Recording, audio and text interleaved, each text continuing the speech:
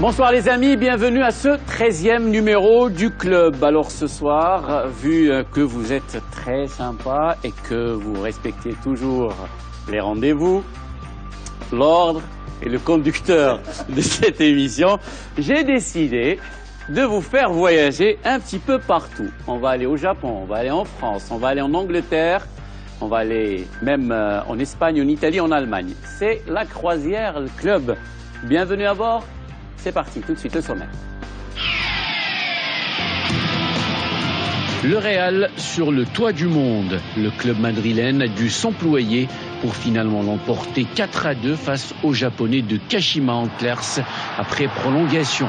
Il s'agit du deuxième trophée dans cette Coupe du Monde des clubs remportée par le Real après un premier titre en 2014 au Maroc. Le Real qui succède au palmarès au FC Barcelone. Les Blues mettent les voiles. Chelsea a récolté à Crystal Palace sa 11e victoire de suite en championnat d'Angleterre.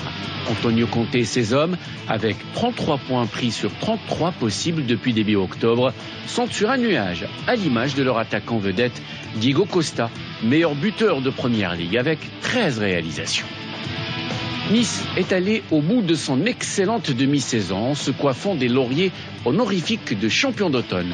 C'est un petit événement dont le championnat de France a sorti à la crise du PSG qui finit l'année en déliquescence dans un manque criant de confiance. Des têtes vont certainement tomber. Et Unai Emery, qui a remplacé Laurent Blanc cet été, est forcément sur le grille car les Parisiens sont à milieu de la supériorité affichée ces dernières saisons. Voilà, et à mes côtés, comme très souvent dans le club, Julie Rosselin. Bonsoir Julie. Bonsoir à tous. Reda Allali, bonsoir Reda. Bonsoir. J'ai cru qu'on allait voyager physiquement. Je viens de comprendre, c'était On une ne peut pas sorte encore le de... faire techniquement. Non, mais voilà, c'était une sorte de figure de style. Figure de style. Amine, bonsoir. Bonsoir, je voudrais saluer avant tout deux choses. Oui. La veste de Julie, Oui. qui pour moi un choc visuel extrêmement important aujourd'hui. Et Et la les- candeur de Reda Allali, Ouais. qui franchement, s'il espère toujours voyager quelque part avec toi, il devrait se mettre le doigt dans l'œil parce qu'après le coup de Maradona, je comprends même pas qu'il puisse encore y penser. C'est vrai. Je trouve que tu dis absolument n'importe quoi. Ah Il bon voyage chaque semaine avec moi entre Casa et Rabat. Quel bonheur.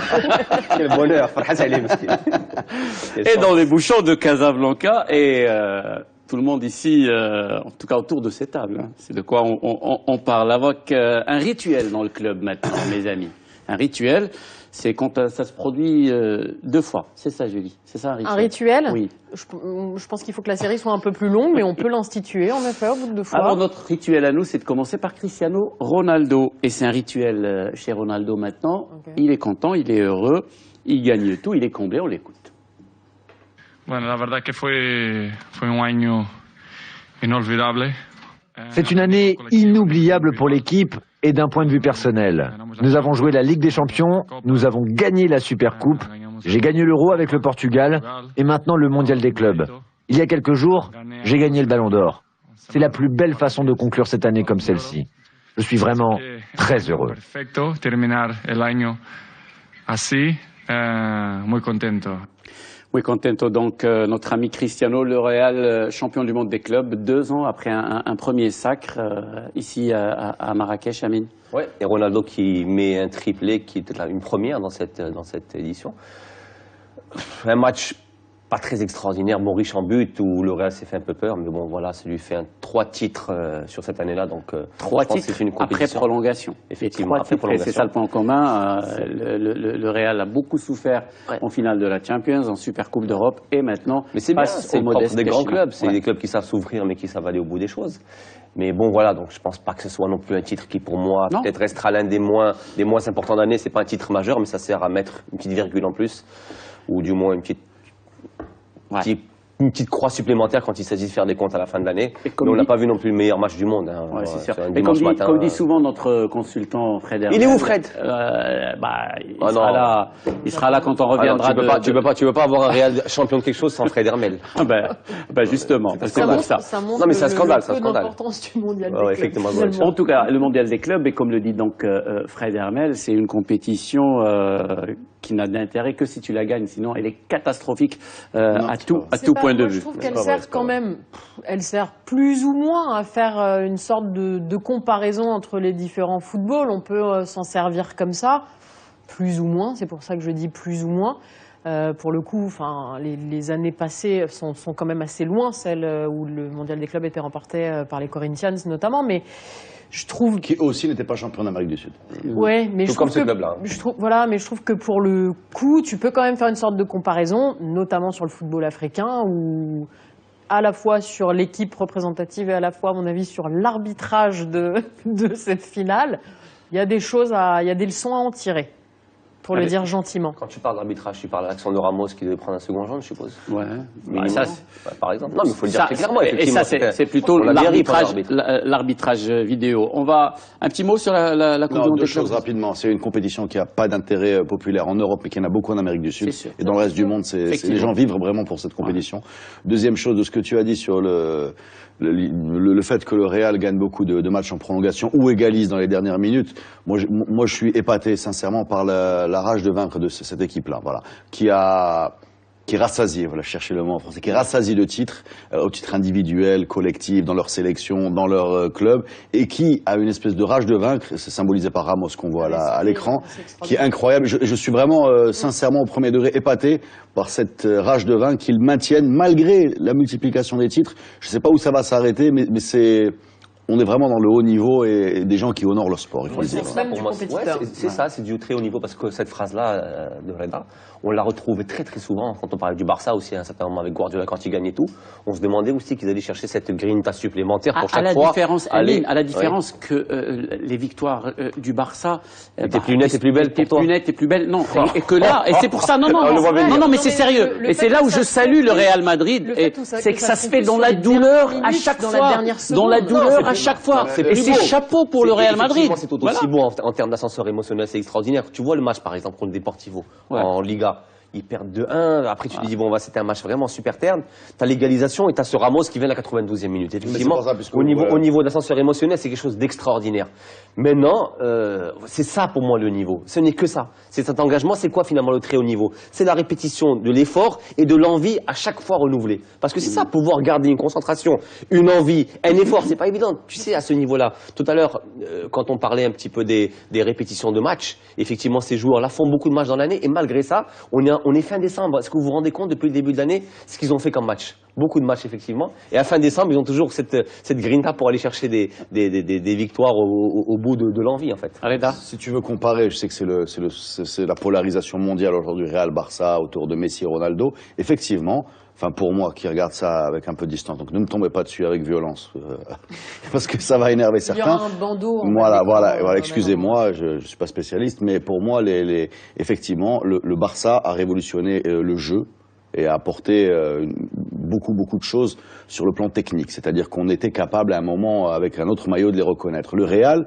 le surpasse sans doute en grinta, mais sur le plan du jeu est en dessous, pour moi. Ils n'ont pas apporté quelque chose sur le jeu. Le Barça, pour moi, je le mets de Guardiola, qui est un peu sur cette lancée-là, je le mets dans la veine du Milan de Sacchi, de l'Ajax des années 70, du Brésil de Tele Santana, qui ont des équipes qui, au niveau, encore une fois, je le répète, du jeu, la façon de faire circuler le ballon, a changé, c'est-à-dire qu'après, et d'ailleurs il a eu un impact mondial, c'est-à-dire que dans la foulée, toutes les équipes d'Europe ont voulu avoir la possession. Tu remarques que ce système, et on en a souvent parlé dans nos émissions, tu remarques que ce système, il arrive parfois à bout de souffle, et que le côté dogmatique, non seulement ennuie, je pense, le gars qui est sur le terrain et ennuie celui qui est dans les tribunes, vraiment, et devant sa télé.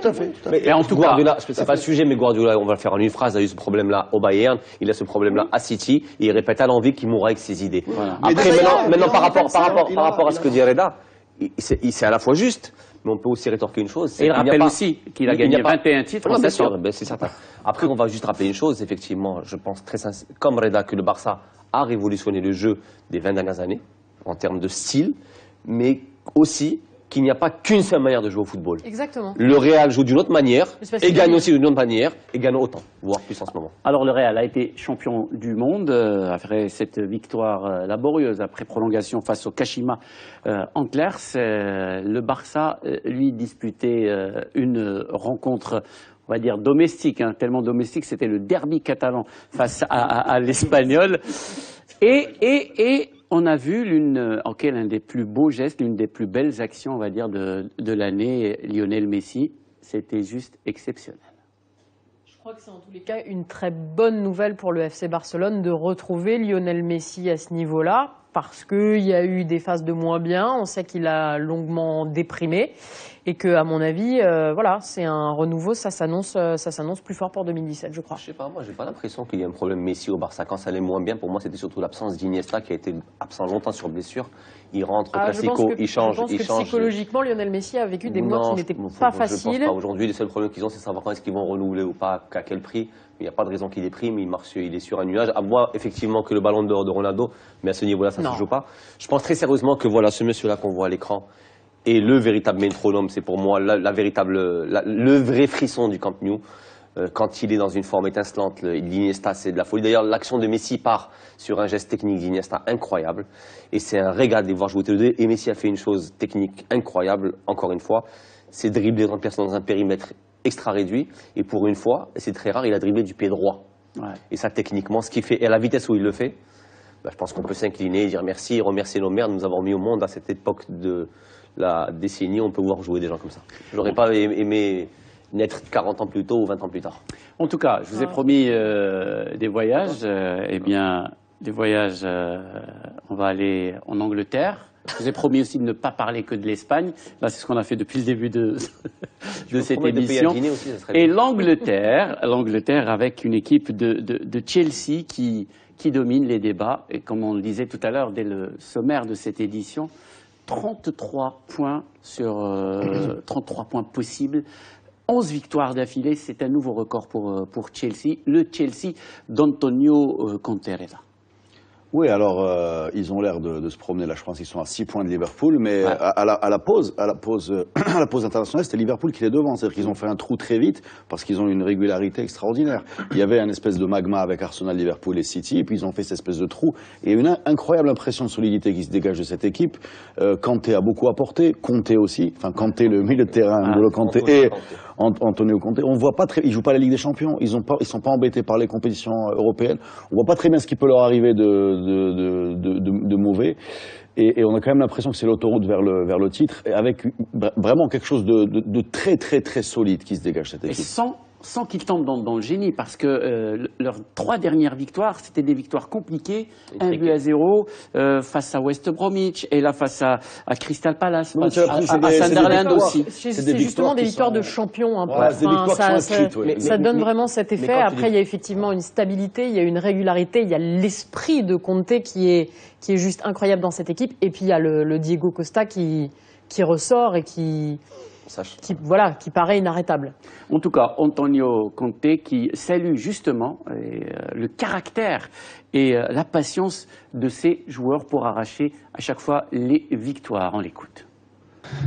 We are working a lot and not to tell only Nous travaillons beaucoup, et beaucoup est un faible mot. Nous travaillons énormément pour atteindre ce niveau sur le terrain, et c'est fabuleux, après d'être à la tête du championnat, après 11 victoires d'affilée. Car 11 victoires d'affilée en Première Ligue actuellement, c'est vraiment très difficile. Même dans le futur, ce sera compliqué pour une équipe de réaliser le même exploit. Je dois être honnête, j'espère que l'on va continuer comme ça, mais je sais également que chaque match sera très difficile.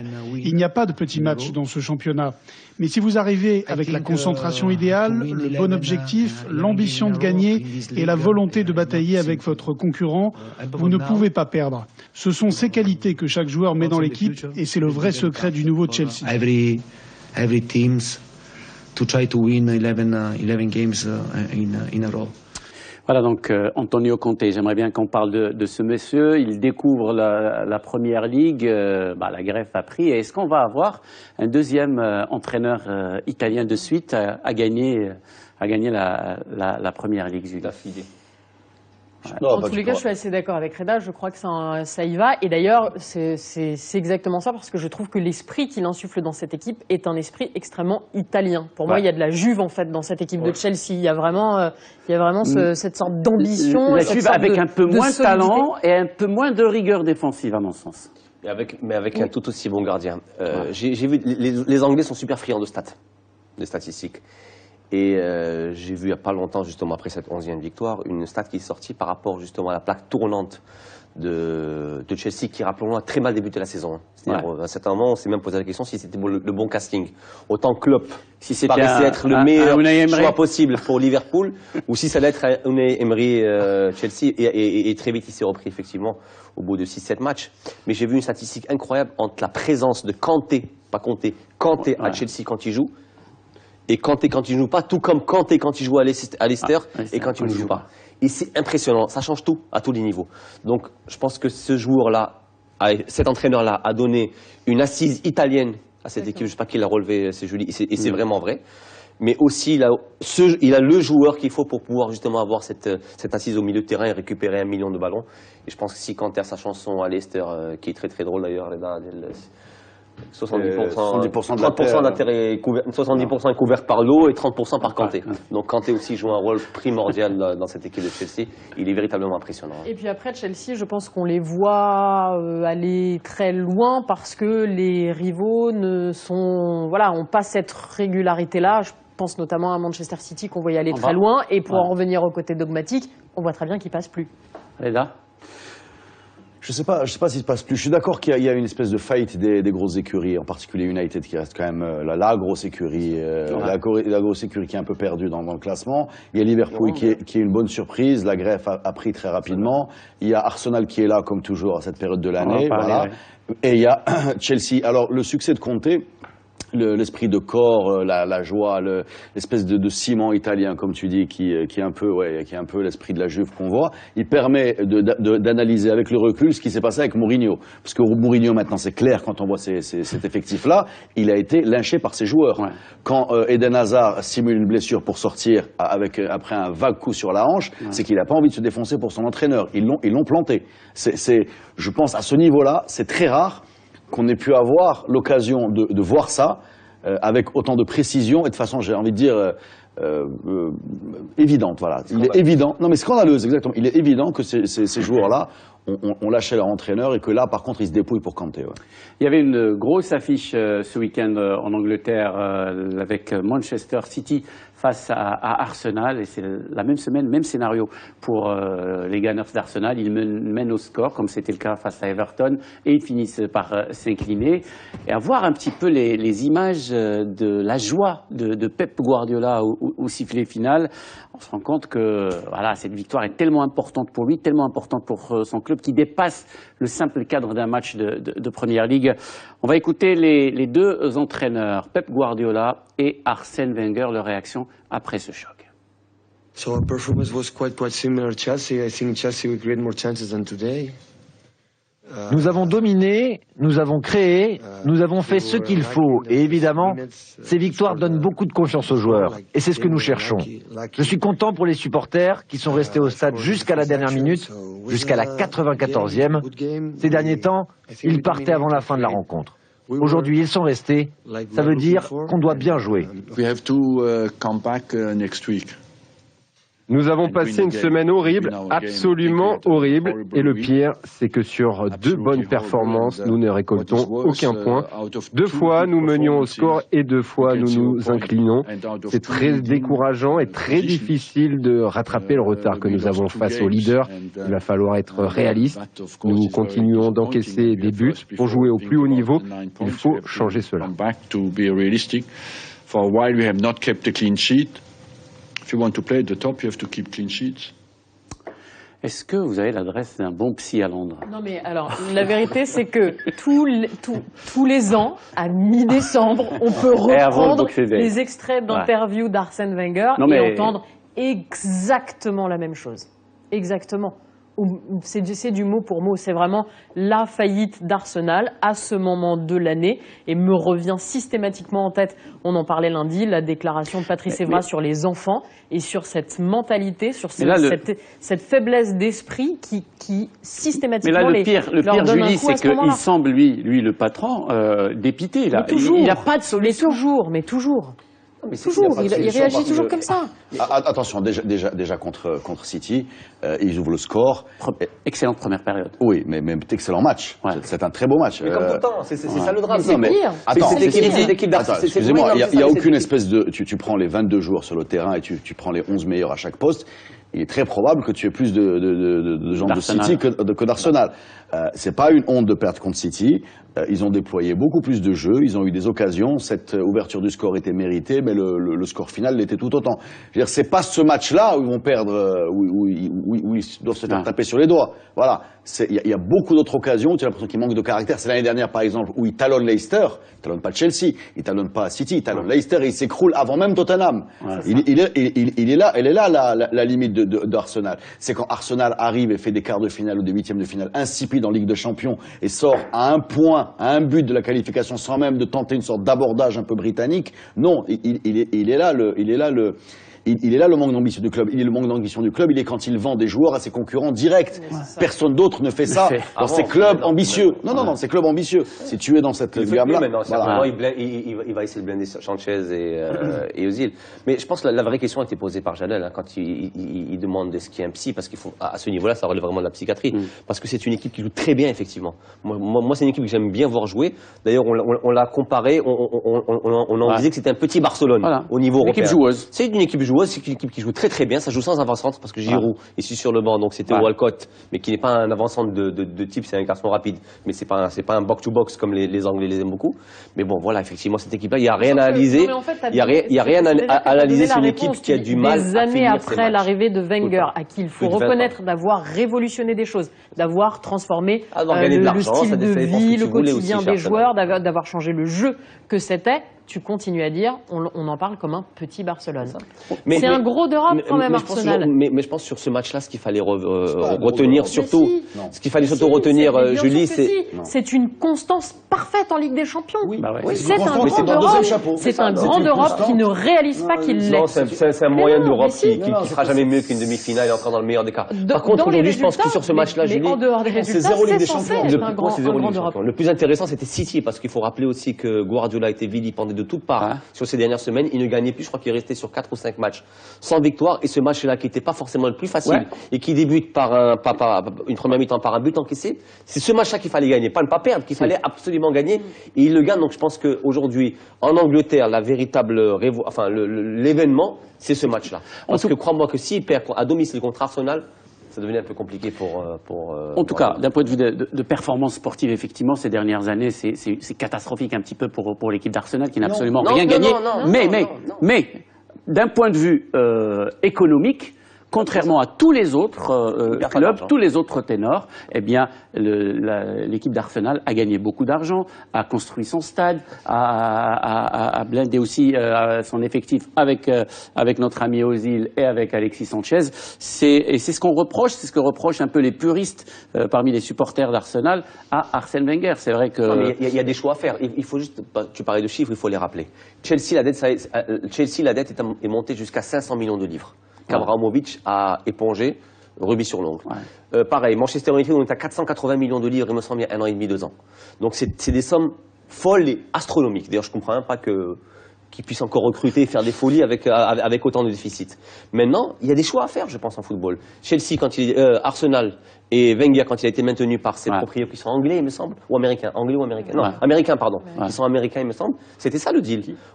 Les nouveaux propriétaires d'Arsenal. Il y a un exemple. Le deal, c'était pas forcément de gagner une Ligue des Champions, 3 titres et un Community Shield. Le deal, c'est de maintenir une équipe dans le haut tableau, jouer la Ligue des Champions parce que ça rapporte de l'argent. Et ne pas perdre. Voilà. Ne pas en perdre et sortir des poules et surtout équilibrer parce qu'il était hors de question qu'ils mettent plus d'argent qu'ils n'en mettaient déjà. Juste pour illustrer tout ce que tu viens de dire, effectivement, peut-être que les objectifs des supporters d'Arsenal ne sont pas les mêmes que les objectifs des propriétaires d'Arsenal. Un exemple typique, très, très simple, on a toujours l'impression qu'ils recrutent trop tard. C'est-à-dire que ça fait des années qu'ils souffrent parce qu'ils ont toujours des gardiens très moyens. Voilà. Le gardien de but, par exemple, ils ont quand même Almunia, il est perdu. Cessny qui est nettement en dessous. Là, avec Sech, déjà, on voit, boum, voilà. Mais on va avoir l'impression que même ça va. Le gardien colombien de Nice, Ospina. Oui. Non, on est toujours dans le deuxième chapeau en espérant la revente. Voilà. On est toujours dans le deuxième chapeau en espérant la revente. Et on est toujours dans des promesses non tenues. Oxlade-Chamberlain, Walcott, c'est des joueurs qu'on voyait très loin et qui finalement saturent un peu. Bellerin, ils vont le vendre. Etc. On a l'impression que et pareil, tu parlais de recrutement. Alexis Sanchez, c'est quelqu'un dont le Barça ne voulait plus. Enfin, on est dans le deuxième chapeau. Voilà. Globalement, tous ces joueurs sont de deuxième chapeau ou futur premier chapeau pour la revente. Mais ce qui reproche en une phrase à Arsenal par rapport au transfert, parce que c'est très important, c'est ses promesses. C'est que c'était justement tout son été et accompagné de fausses promesses. Et on va prendre. À la fin, finalement, on ne prend plus. Et si on peut former pour essayer de revendre par la suite, c'est beaucoup mieux. Nous sommes dans une logique éminemment financière. Et apparemment, il doit faire plaisir à ses patrons parce qu'il le garde. Et il le garde, il est entraîneur d'Arsenal depuis 20 ans. Manager depuis 20 ans, notre ami Arsène Wenger. Restez avec nous les amis, on va se retrouver dans quelques instants pour parler cette fois du championnat de France, la crise au Paris Saint-Germain. On vous parlera également de la Juventus de Turin et on vous parlera aussi de l'état de forme de deux internationaux marocains, le Niçois Belhanda et le Turinois et capitaine Mehdi Benratir.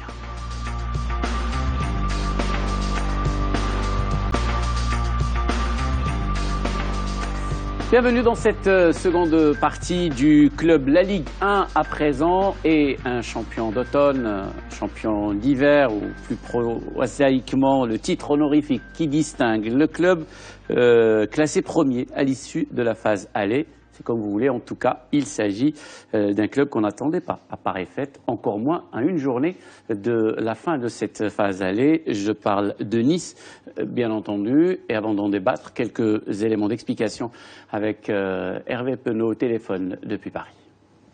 Franchement, c'est phénoménal. Et c'est le jeu qu'il pratique. C'est-à-dire que c'est un jeu fait de passes, c'est un jeu technique. Parce que souvent, les petites équipes, par rapport, je parle à Monaco, Lyon et Paris Saint-Germain, souvent ces équipes-là ont tendance à se recroqueviller et à jouer leur but, un but d'avance. Alors là, eux, ils jouent vraiment. Mais il faut parler de Belhanda. Belhanda qui est revenu à un niveau assez incroyable. Il a des performances aussi bien dans la qualité technique que dans l'investissement. On le voit travailler comme rarement on l'a vu travailler. Ou alors à ces belles années montpelliéraines.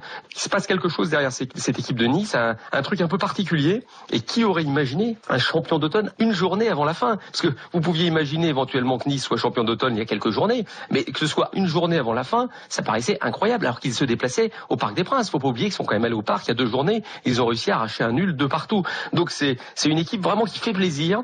C'est une équipe qu'on a envie de regarder. Et c'est une équipe qui a su allier à la fois des joueurs qui se relançaient, et puis avec ce Balotelli, qui est un peu l'image de proue, si vous voulez, Nice d'un seul coup devient un club qui compte grâce à Balotelli. Donc ils ont réussi à tout faire, allier à la fois le technique, la communication et les résultats. Réussite parfaite pour Nice jusqu'à maintenant dans ce championnat de France. Est-ce qu'on peut déjà commencer à parler du petit Leicester français ?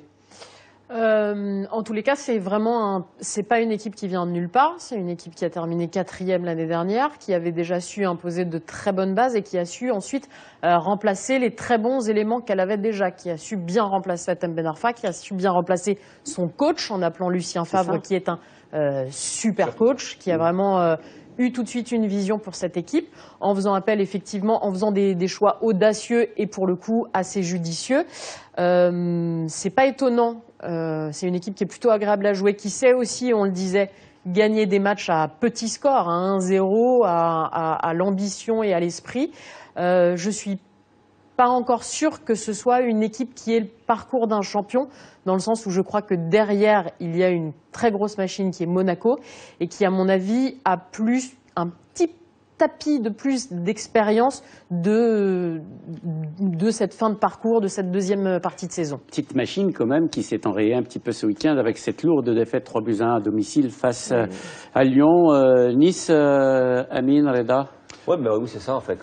On entend parler de président de Nice sur une interview, il était au CFC, il me semble. C'était exactement ce qu'il disait. Ça a été une équipe qui a été construite très patiemment autour du principal projet qui était l'entraîneur Lucien Favre, justement, qui faisait un très beau parcours, pas seulement une saison, mais un beau parcours en Allemagne, et qui avait de très belles propositions, qui a préféré venir à Nice sur la base du projet que lui présentait le président. Et ça a recruté malin, parce qu'il fallait les chercher. Balotelli, ça s'était fait une semaine, il me semble, de la fin du mercato, même pas. Belhanda, qui était sur le retour aussi, parce que en Angleterre, qui prêtait par le Dynamo Kiev. Exactement. Après être passé par Schalke. Et Dante, effectivement, qui était en manque de temps de jeu. Mais surtout, c'est ça, en fait, Nice. C'est une équipe qui est très très solide, avec de très bons jeunes, notamment le Pléa. Une équipe qui s'est gagnée petit, mais c'est une équipe qui est très solide, qui l'a bien démontré au Parc, hein, quand ils vont chercher le nul, il me semble, contre Paris. Et puis bon, là, effectivement, ils sont champions parce qu'à la faveur d'une défaite de Monaco à domicile contre Lyon. Mais je pense pas que Nice aura les moyens d'aller jusqu'au bout. D'ailleurs, c'est même pas l'ambition affichée, je dis bien affichée, parce qu'on ne sait pas après ce qu'il y a dans la tête du président, qui lui, si lui termine européen, sera très très content. Reda? Ouais, ben, tu sais, moi j'ai vu un reportage sur le Titanic pour arriver au naufrage. N'oublie pas qu'on est dans une croisière ce soir. C'est un super reportage. Des années 80. À quel point j'allais les vieux. Si vous pouvez le regarder, pour arriver au naufrage, il a fallu une mise en ligne de beaucoup de critères. Des petits critères qui s'ajoutent, mais sans chance. Il y en a un qui pousse l'autre, qui pousse le troisième, il en aurait loupé un, il aurait eu la vie sauve nos amis DiCaprio. Bref. Nice, c'est pareil à l'envers. C'est des petites choses. Voilà. Les premiers matchs qui tournent bien. Balotelli, revanchard, Belhanda, revanchard, Dante qui stabilise tout ça, un coach intelligent, un public qui revient, un nouveau stade, beaucoup de petites choses comme ça. Voilà.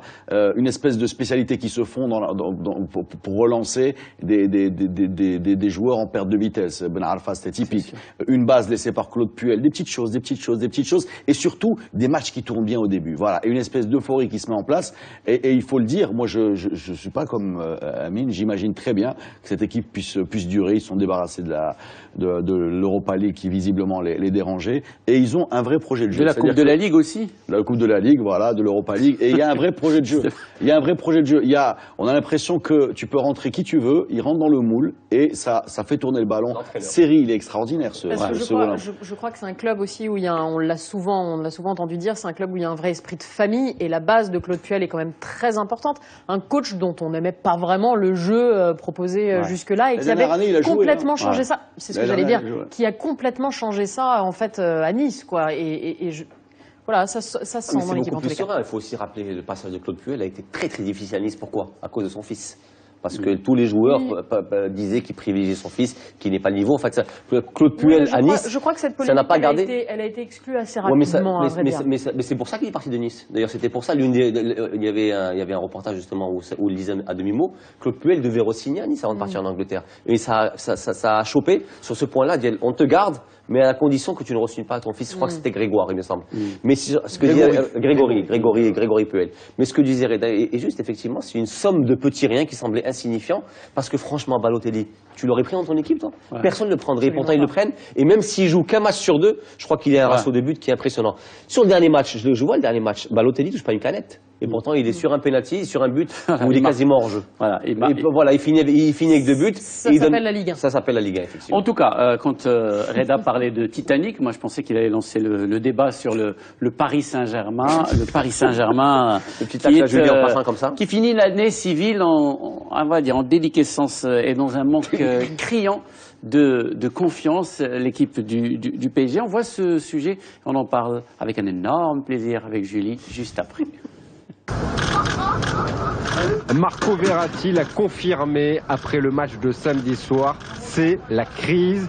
Jamais le PSG version qatari n'avait vécu une si mauvaise passe.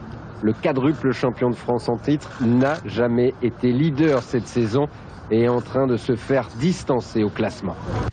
C'est quoi que c'est meilleur pour le football français, c'est meilleur pour le PSG, c'est meilleur pour les championnats, c'est meilleur pour les supporters, c'est meilleur pour la média, c'est meilleur pour tous qu'il y ait un championnat comme aujourd'hui, comme maintenant. Unai Emery, pointé du doigt, le Basque qui a remplacé Laurent Blanc cet été devait apporter avec lui sa culture de la gagne. Mais la greffe ne semble pas prendre. Le PSG version Emery n'a d'ailleurs jamais réussi à renverser un scénario défavorable. Les choix du coach ne sont pourtant pas les seules raisons de l'échec. Manque de confiance, ambition en berne, fébrilité à tous les niveaux. La défense souveraine est devenue poreuse. Du gardien Areola qui a encaissé 9 buts pour 10 frappes cadrées. La charnière Thiago Silva Marquinhos qui enchaîne les erreurs jusqu'aux latéraux en difficulté. La star Angel Di Maria est toujours titulaire quand il perd plus de ballons, il n'en bonifie. Seule garantie jusqu'à présent, Edinson Cavani qui avec 17 buts en championnat n'a jamais perdu son engagement. La trêve pourrait permettre au PSG de se renforcer et peut-être même de changer de coach, car la deuxième partie de saison, avec au moins 7 points à rattraper et une double confrontation face au Barça, s'annonce très compliquée. Paris encore sous pression mercredi soir au Parc des Princes face à Lorient pour son dernier match de l'année. Alors, Julie. C'est cet ensemble de points. C'est un énorme, c'est le Titanic, mais dans l'autre sens. C'est un énorme ensemble de points. Ce sont, je crois, des mauvais choix réalisés à la base. C'est une équipe qui est toujours sur l'équipe constituée par Leonardo, c'est-à-dire qu'il y a des soucis à la direction, il y a des soucis dans le vestiaire, il y a un manque de confiance globale, c'est-à-dire la confiance individuelle de chaque joueur, la confiance entre joueurs, la confiance sur les choix du coach qui ne sont pas acceptés. Il y a le problème d'avoir tout gagné et d'être d'un seul coup remis en cause. Il y a le problème de l'absence d'un patron qui n'existe plus, de la volonté de ne pas avoir ce nouveau patron, en tous les cas de ne pas appliquer ses décisions. Il y a vraiment énormément de points de problèmes et c'est tout ça en même temps. C'est pas une bérésina pour moi, c'est une crise de croissance. Pour moi, le PSG, quand les Qataris de Qatar Sport Investment arrivent et rachètent le club, injectent de l'argent, ils réussissent super bien le premier étage de la fusée. Le lancement, il est parfait. Oui. C'est-à-dire, dans le lancement, il y avait quoi? Il y avait suprématie nationale. Non, le premier étage, il est réussi. Il faut passer au deuxième étage. Suprématie nationale, c'est réglé. Top 16 européen, c'est réglé. Impact marketing avec Zlatan et compagnie, c'est réglé. Aujourd'hui, tout le monde connaît le PSG. Pacification du parc, c'est réglé. Voilà, pacification du parc, c'est réglé. Aujourd'hui, le premier étage, il est parfait. Maintenant, il faut lancer le deuxième étage. Le deuxième étage, c'est top 8, etc. Avoir un autre. Et là, ça a bugué un peu. C'est une crise de croissance. C'est-à-dire qu'ils ont hésité entre deux. Parce que tu es toujours sur les mêmes apports que ton premier étage. Tout à fait. Parce qu'ils ont tenté. C'est-à-dire que la direction, on ne t'a pas mis quelqu'un de mieux que Leonardo. C'est que tes joueurs, on ne t'a pas fait venir quelqu'un de mieux que ce qu'on t'avait mis en premier plan. Ils ont tenté une sorte d'inflexion dans leur projet. Voilà. Ils se sont dit, on va faire moins de bling-bling, on va faire plus de sportifs. Unai Emery, c'est un projet de jeu. Voilà, des joueurs prometteurs. Qui a gagné 3 titres avec plus que le foot français. Et qu'ils se disent, voilà, on va... Et en même temps, il nous faut quand même du Di Maria, parce que c'est des noms qui claquent, voilà. Sur le banc, on va pas mettre un nom qui claque, parce qu'il n'y en a plus de noms qui claquent, voilà. Alors, est-ce qu'on va construire une équipe sur le modèle Leicester, Atlético Madrid, etc., c'est-à-dire des équipes qui se font sur la base du jeu avec... Mais ça prend beaucoup plus de temps aussi. Tout à fait. Ça prend beaucoup plus de temps. Vis-à-vis des exigences de l'équipe, des investisseurs, vis-à-vis du fait qu'on a déjà lancé le premier étage de la fusée, il nous faut du deuxième étage. Et ils ont essayé, Reda. Ils ont essayé. Non. Ils ont essayé avec Neymar, ils ont essayé avec Rames, ils ont essayé avec Ronaldo, mais personne n'a voulu venir. D'où ce projet bâtard, qui prend du Meunier, du Krikoviak, du machin, qui sont des excellents joueurs, mais des joueurs en devenir, et en même temps qu'on vend comme une équipe clé en main faite pour la Ligue des Champions et la victoire finale. Et celle-là, elle n'est pas encore faite pour ça. Et ce coach-là n'est pas le profil qu'il faut si on ne veut pas avoir un projet de jeu sur 2-3 ans. Ce coach-là n'est pas le profil qu'il faut. Ces joueurs-là ne sont pas... Il y a un problème entre l'impatience, la phase du projet, c'est-à-dire deuxième étage, et le casting. Voilà. Et tout ce que tu dis, Reda, on le sent encore plus cette année que les années auparavant avec Laurent Blanc. C'est qu'on s'attendait à ce que, et c'était l'objectif justement, et c'était dans le discours des patrons qataris du Paris Saint-Germain, là on va passer à l'étage au-dessus. Voilà. Et là en fait on est descendu de 2 étages. Ça a coincé. En fait cette équipe parisienne représente exactement le mal du football actuel au très haut niveau. c'est celui de l'impatience et du temps qu'on n'a jamais. Parce qu'effectivement, une fois qu'on a construit ce premier étage d'une fusée ou d'un bateau, pour rester dans l'analogie du Titanic, on n'est pas... Sérieusement, on n'a pas le train encore. Hein. Ils ont beaucoup de mal, effectivement, à franchir ce cap supérieur parce que Laurent Blanc était allé au bout d'un projet et au bout de ce qu'il pouvait donner. D'ailleurs, on le voit bien en Ligue des Champions parce qu'il a tout gagné, sauf justement ce cap des quarts de finale qu'il n'arrivait pas à passer. Ouais. Maintenant, ça, c'est pour l'extra-sportif. D'un point de vue sportif, moi, je préfère retenir... Parce que les analyses, on en a vu beaucoup autour de Paris. Je préfère retenir celle de Ginola qui m'a semblé la plus pertinente et qui disait deux choses. Il disait que le PSG continue à jouer sans Zlatan Ibrahimovic comme si Zlatan était toujours là. Ouais. C'est-à-dire quoi? C'est-à-dire qu'aujourd'hui, le PSG, et c'est là effectivement quand on se remémore les matchs du PSG de l'an dernier et les années d'avant, le PSG galérait, mais Zlatan mettait ce but qui les faisait gagner, c'est plus possible maintenant. Et il disait aussi une chose, c'est qu'un club de football, c'est effectivement le sportif, mais c'est aussi son directeur sportif.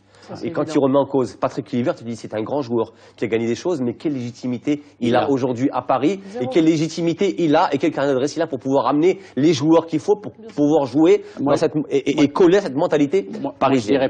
Et c'est juste, donc en fait, entre les absences d'un joueur clé, d'un patron, et d'un directeur sportif qui n'existe plus, ça sera très difficile de monter sur le toit du Titanic en fait. On reviendra sur la crise du PSG dans un prochain numéro du club parce qu'on parle là du côté des sportifs, mais il y a aussi la bérésina au niveau de la direction du club avec plusieurs problèmes entre Kluivert, entre aussi le directeur. En fait, il y a directeur de football, directeur sportif et il se marche dessus les amis qataris dans cette gestion du Paris Saint-Germain. On va poursuivre le voyage par une escale en Italie où la Juventus de Turin semble bien partie pour un 6e titre consécutif, une victoire face à l'AS Rome qui permet aux Turinois de compter déjà 7 points d'avance sur leur adversaire du jour. Simone Rovera, notre consultant pour le football italien, évoque cette mainmise de la Juve qui prépare déjà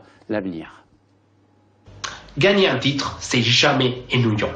Continuer à gagner, c'est la meilleure des choses. C'est au moins ça ce que pense la Juventus de Turin qui est en train de bâtir sa légende encore une fois. Après avoir gagné 5 titres d'affilée, ils sont en route pour le 6e. 7 points d'avance sur la Roma après une moitié de la saison. C'est quelque chose d'extraordinaire quand même si la Juventus a bien travailler sur le mercato cet été avec l'arrivée d'Higuaín et Pjanic, bien sûr. Mais la Juventus ne s'arrête là dans une semaine qui était capitale sur le terrain avec cette confrontation directe avec la Roma. Ils ont signé 2 prolongations importantes pour l'avenir. Rugani et Sturaro sont probablement les 2 jeunes plus importants italiens de cette équipe. Et ils ont signé jusqu'à 2021, juste avant les chocs. Et après les chocs, qu'est-ce que ça arrive? La signature de Leonardo Bonucci, les défenseurs plus importants, les leaders de la BBC qui fait rêver les mondes entiers. Donc, une Juventus qui pense au titre, qui peut-être a déjà dans la poche les 6e titres, mais travaille pour le 7e, le 8e, le 9e. La Juventus n'a pas envie de s'arrêter de gagner. En janvier, d'autres mouvements sur le mercato intéressants, l'arrivée de Witsel, très probable, l'arrivée de Caldara, défenseur très jeune de l'Atalanta pour l'avenir. La Juventus ne jamais lâche rien quand ça concerne les titres et les meilleurs joueurs du championnat italien. C'est comme ça qu'on bâtit une dynastie, c'est comme ça qu'on bâtit une mythe. Oui, la Juventus ne s'arrête pas. 6 titres, c'est bien. 5, c'était fantastique, mais le 6e va être meilleur. Et le 7e, ils sont déjà en train de le bâtir.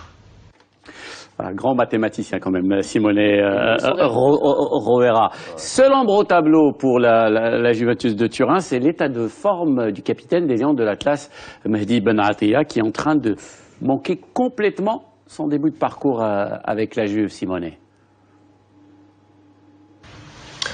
Si tu vas bien à la Juventus de Turin, on ne peut pas dire la même chose de Mehdi Benatia. Arrivé cet été pour être la première alternative à la BBC, à la défense de Bonucci, Barzagli et Chiellini, qui fait très bien en bianconero, mais aussi avec les maillots de la sélection italienne. Mehdi Benatia n'est pas arrivé à s'imposer et a vu un peu de retard arriver dans les hiérarchies de Massimiliano Allegri, où même un jeune comme Rugani lui est passé devant. Il a joué cette année, oui, bien sûr, 10 matchs, 6 en tant que titulaire en Serie A, 1 en tant que titulaire en Ligue des Champions. Mais malheureusement pour lui, il était aussi présent dans les défaites. 3 défaites de la Juve cette saison en championnat, et oui, il était titulaire les 3 fois. À Milan, face à l'Inter, oui, il s'est blessé après 25 minutes, donc il n'est pas responsable. Mais il a joué pas trop bien face au Milan. Et il était surtout un peu désastreux face au Genoa. Dernière défaite de la Juventus cette saison, où il a été impliqué sur les buts des attaquants du Genoa. On n'imaginait pas ça pour Benatia, mais la saison est longue à la Juventus. Il a tout le temps de se rattraper. Il va avoir des échéances importantes. Les vrais problèmes, c'est qu'aujourd'hui, c'était la meilleure des conditions pour lui pour avoir du temps de jeu. Bonucci est blessé, Barzal il revient des blessures, mais quand même Allegri préfère faire confiance à Rogani, et même dans les finales du match face à la Roma, il a préféré faire entrer Barzali plutôt que mettre Benatia. Donc la confiance n'est pas au top pour lui, mais il y a encore une moitié des saisons. Est-ce que Mehdi va revenir? Est-ce qu'il va retrouver une place importante dans cette équipe? Seulement lui peut trouver la réponse, seulement lui. Et il y a quand même un gros retard à rattraper, un gros travail à faire pour le capitaine du Maroc. En tout cas, grazie mille Simone, tu nous remontes le moral à la fin de cette émission. On est exactement, pas complètement désastreux. On est exactement à 3 semaines de la Coupe d'Afrique des Nations. Il nous dit à chaque fois, la Juve ne perd jamais, mais à chaque fois que le capitaine des Lions d'Atal joue, bah ils perdent. Parce qu'il est un peu désastreux. Un peu désastreux. Non, mais si tu regardes la carrière de Mehdi Benatia, quand on le découvre, nous, Marocains, de la sélection, il est à Clermont Foot, voilà, en 2e division française. Il fait en fait 2 très très grosses saisons. La deuxième du Dinez où il est énorme, et la première et seule d'ailleurs à Rome, où il est monumental. Après, sincèrement, moi, si j'ai un doute, c'est sur ses choix de club. Voilà, j'ai un doute sur ses choix de club. Je me demande si s'installer à Rome, où il était une sorte d'empereur, il aurait pu devenir une sorte de De Rossi ou de Totti. En tout cas, il avait ce potentiel de popularité. Il avait fait une entrée fracassante. Claquer la porte très vite après un bras de fer pour aller dans un club où il joue pas, où ça se passe pas bien avec Guardiola, revenir à la Juve où c'est un peu bouché dans l'axe, je suis pas sûr. J'espère me tromper, peut-être que je me trompe, mais je suis pas convaincu que le choix des clubs soit pas des choix qui le poussent dans des obstacles un peu trop hauts, que la marche soit un peu trop haute, je sais pas. Tu te trompes pas. J'avais été à Rome et j'avais pu mesurer à quel point Benatia commence à être une petite icône, effectivement. C'est pas encore Totti ou De Rossi, mais la saison qu'il fait, je peux t'assurer, à terme, effectivement, il y arrivait. Après, il va au bras de fer, effectivement, pour de l'argent, parce que ce n'était qu'une question d'argent. On parlait quand même d'un contrat, il passait d'1,5 million à 4 millions, il me semble, au Bayern. Mais après, effectivement, je pense qu'à un certain moment, il faut être en mesure de savoir le talent qu'on a ou qu'on n'a pas. C'est ça. Quand tu vas au Bayern, effectivement, c'est de ne pas réaliser où se situe son niveau. Son véritable niveau. Mais en même temps, les amis, on termine. En même temps, il n'a pas forcé la main à ses clubs. Il n'a pas obligé le Bayern et la Juve à l'acheter. Tu veux faire un choix, je veux dire qu'un choix financier. Quand tu vas au Bayern, tu sais quasiment qu'il va pas jouer. Quelques secondes. Quand il vient à la Juve, il sait très bien qu'il jouera pas. Non, parce qu'il y a un décalage entre toi, ce que tu veux, Jalel, tu veux qu'il joue, mais le club n'a pas de problème à recruter une doublure. Ouais. Toi, tu voudrais qu'il joue parce que nous, c'est notre capitaine. Le problème, Reda, le problème pour Benatia aujourd'hui, on termine, Amine. Le problème pour Benatia aujourd'hui, c'est qu'il est plus une doublure. Il est maintenant, il est 4e, voire 5e sur la liste des défenseurs. Merci beaucoup. Julie, merci Reda, merci Amine. Vous avez été un peu désastreux au niveau du timing de cette émission. C'est la fin du club. On se retrouve la semaine prochaine. Ciao.